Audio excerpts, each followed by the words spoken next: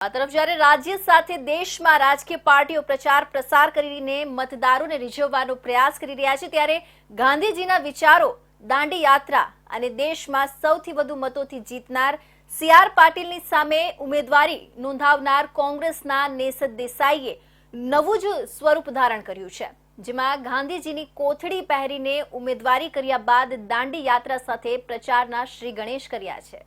1930માં અંગ્રેજી સલ્તનતના પાયાને લૂનો લગાવવા માટે મહાત્મા ગાંધીએ અમદાવાદ સાબરમતીથી દાંડી સુધી પગપાળા યાત્રા યોજી હતી, જેમાં તેમના હજારો સમર્થકો જોડાયા હતા અને અંગ્રેજો વિરુદ્ધ દેશભરમાં આંદોલનની શરૂઆત થઈ હતી।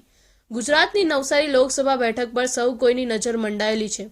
ગત લોકસભાની ચૂંટણીમાં સૌથી વધુ 6,80,000થી વધુ મતોથી સી.આર. પાટીલને જીત મેળવી હતી અને હવે ચોથી ટર્મમાં એમની સામે સુરતના કોંગ્રેસથી ઉમેદવાર નૈશદભાઈ દેસાઈને મેદાને ઉતાર્યા છે।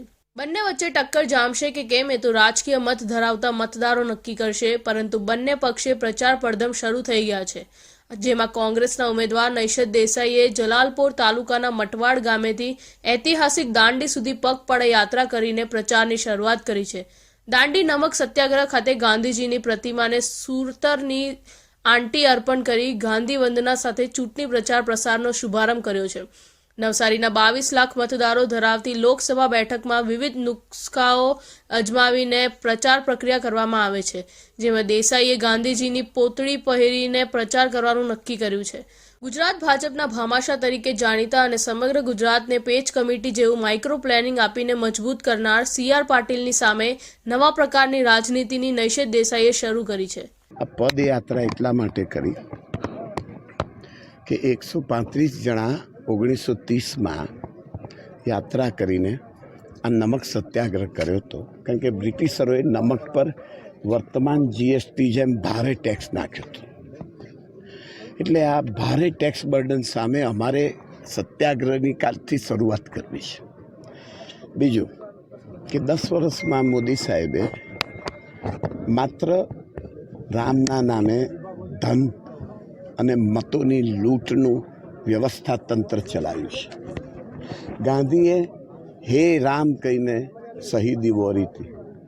ગાંધીએ વૈષ્ણવજન રામ નામ સુતાળી લાગી કહીને દેશની એકતા પ્રસ્થાપિત કરેલી અને મોદી સાહેબ દેશની એકતા તોડી રહ્યા છે। એક તરફ ગુજરાતની રાજનીતિમાં વિવિધ તડાવ ઉતારનો સામનો ભારતીય જનતા પાર્ટી કરી રહી છે, જેની સામે 26 લોકસભા બેઠકો 5 લાખ મતથી જીતવાનું લક્ષ્યાંક કોંગ્રેસે નક્કી કર્યું છે, ત્યારે નવસારી લોકસભા બેઠક પર ગુજરાત પ્રદેશ ભાજપ પ્રમુખની સામે નૈશદ દેસાઈએ પ્રચારની નવી રણનીતિ ગાંધીજીના સહારે શરૂ કરી છે, જે કેટલો રંગ લાવશે તેની ચર્ચાઓ શરૂ થઈ છે।